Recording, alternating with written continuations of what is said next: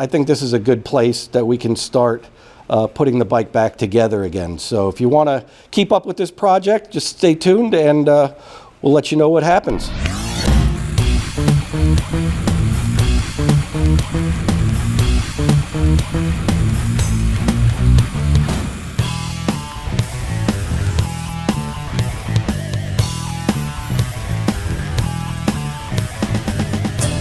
Now, one of the problems with removing rust is that you're also removing some of the protective coating. In this case, it's a chrome plating, so a lot of that plating is going to come off with the rust. So if you just leave it the way it is afterwards, it's just going to rust up again. So what I like to do is to put a thin layer of grease on the surface. Especially on this kind of a surface, it's very helpful because these are moving parts and these forks are going to be compressing and decompressing. So if you just painted this, the paint would just wear off. So greasing it will serve two purposes. Number one, it'll keep it nice and free so that the forks can do what they're supposed to do. And number two, it'll also inhibit rust from reforming on it. One caveat is you'll have to just occasionally, whenever you wash the bike, make sure that you go and re-grease the forks up so that they don't rust up on you again. So the next thing we're going to do is go ahead and reassemble the forks. In order to do that, we're just going to put it back together in the reverse order. On the bottom of the fork, this is the bottom bearing race, there's a dust cover that goes on here that essentially keeps water and mud and stuff from splashing up into the bearings. We're just going to go ahead and put the bearings on the bottom there. And we're just going to go ahead and give them a little bit of grease before we put this back together. I just take an old turkey baster and just use this to put some heavy grease in. It makes it a little bit cleaner. Otherwise, you have to, like get it on your fingers and work it in there. So that can go back up into the frame. Obviously, there's nothing holding it in, so you have to manually hold this in place as you assemble the rest of it. All right, so the first thing we're going to do is go ahead and pre-grease the bearing race so that there's enough grease in there to keep everything moving well. Next thing that will go in on top of that will be the dust cover that just fits over the top. After that goes the upper bearing race, which is sort of a wedge shape that goes into there. And then there's like a plastic washer that goes in. It's once again a wedge shape, and it's also a split design, so as this gets forced into the bearing race, it sort of pushes it into place and keeps it centered. On top of that will be our spacers. Now you can cut, when you get a brand new fork, you can cut the height of the head tube to whatever height you want. If you leave it a little bit taller, it's going to leave your headset or your stem sitting up a little bit higher. So if you like that extra bit of height there, then that's the way to go with that. And then we've got our stem, which will fit on top of that. And we'll just go ahead and just get the bolt in there just to sort of hold everything together for the time being. You want to snug this down from here. Not too snug because you want everything to turn freely, but if it's too loose, you'll feel a wobble in it. So you want to get just the right amount of torque on that so that you're not causing this to bind up. So anyway, once I got to look at this particular stem on there, it's so ugly compared to the rest of the bike that I'm going to go ahead and swap this out with something a little bit nicer. And this is sort of one of those situations where it's good to know what the value of the bike is that you're working on, because it would be a shame to put a stem on it that's worth more than the entire bike. And there are ones that are out there that are just like that, carbon fiber and stuff. So it would be a waste of money to put something too nice on it. In this case, this is just another aluminum stem, which should work just fine. It's just not quite as ugly as the other one. The other one, I don't think there was anything mechanically wrong with it. It was just kind of oxidized and ugly looking. So we're just going to go ahead with the nice, cleaner looking stem. And like I said before, we got some cleaner looking handlebars as well. So I think, given the condition of the rest of the bicycle, I think it would be nice to at least have some decent parts on this as well.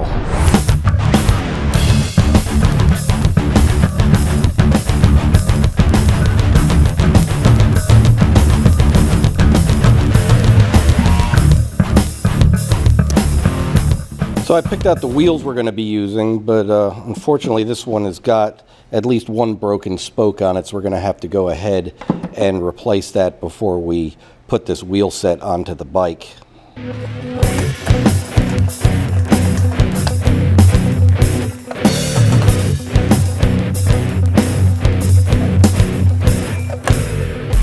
Once I got a look at the wheel, I realized that the bearings are a little loose, so we're going to go ahead and open this up and take a look at what's going on with the bearings in there and see if they just need to be tightened up or if we need to replace them or whatever the situation is.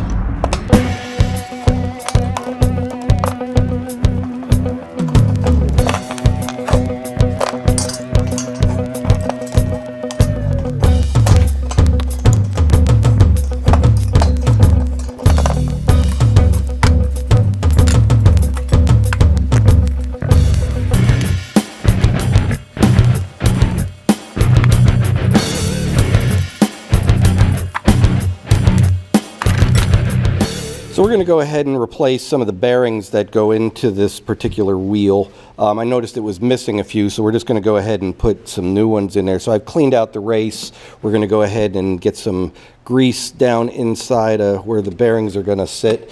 The grease also helps hold the bearings in while you're putting them in. And these are individual bearings. These are not like ones that are captured inside of a little cage. These you have to go in and set each bearing in place one at a time, and it's a bit of a pain in the neck because if you don't have enough grease in there, then the bearings just fall down through the axle and you end up having a hard time finding them a lot of the time. So we're just going to go ahead and get the bearings all in there.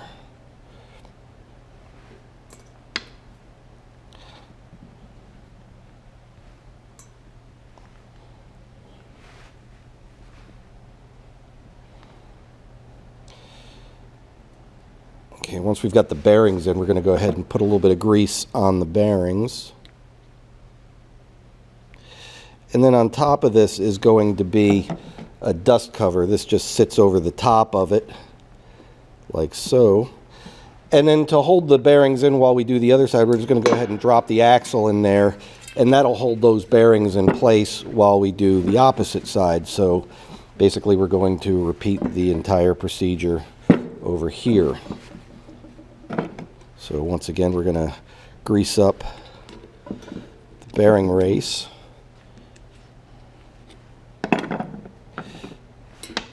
Oops. Once you've got the axle in there, it's a little bit easier because you could just drop the bearings in and the axle will hold them in place.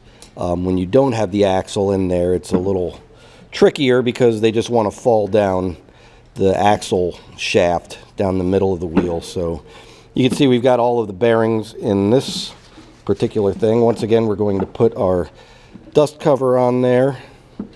And then on top of this is going to be the upper or the outer bearing race, which some people call it the cone. You can see it's got the shape of the bearings in it. That's going to thread back onto the axle.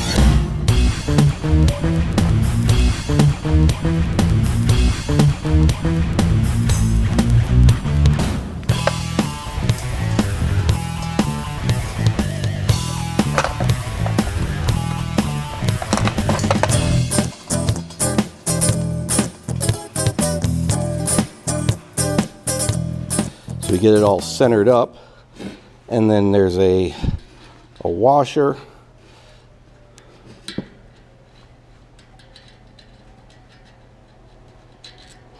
And then a nut.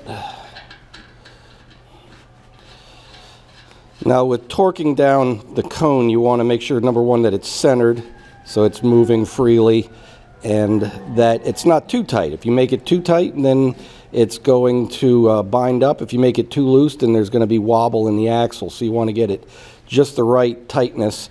It's really just snug, just finger tight. You don't want to be using any kind of leverage against it because then you'll be over tightening it. So you get it to the point where everything spins freely.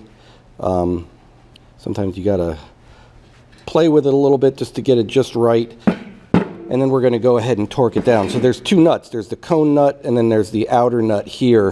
And you're going to tighten them together because they sort of push against each other, and that's what locks this thing in place. So you use what's called a cone wrench, which is a very thin wrench, and then you sort of tighten the two nuts together so they sort of crimp down on each other. And that is what locks everything in place. So now we've got a nice, smoothly rolling wheel with no play in the axle. That was the biggest concern I had, was that the axle was, there was some play in it, and you don't want that. You want to have a nice, solid connection on there. All right, so we're going to finish putting this together. We have the spacer, and then the final nut that goes on the outside of it. When you tighten this one down, you're going to tighten this nut against the inner nut, and that'll give you a nice tight connection.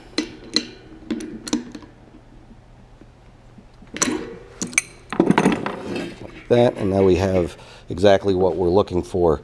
Next thing we're going to do is go ahead and put the freewheel back on. This is a freewheel, not a cassette system, so just go ahead and torque that down, and this wheel is ready to go back on the bike.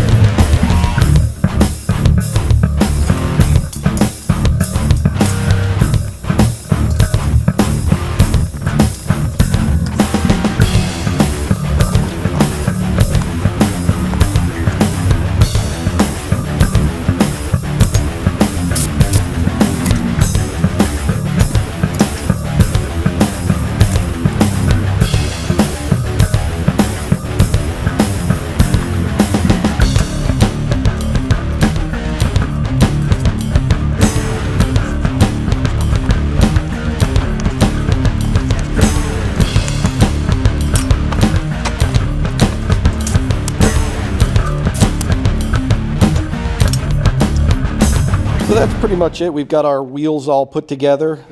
Check the bearings on them. Everything's nice and tight. We're ready to go ahead and install them. Looking at these particular wheels, these might be above the level of what this bike would normally call for, but I guess it's an extra little bonus for whoever ends up with this bicycle, that you're going to have a really nice wheel set to go with this particular bike. So we're taking it up a level, I guess, taking it up a notch by putting a little bit better parts onto it. Hopefully the person that ends up with it will appreciate that.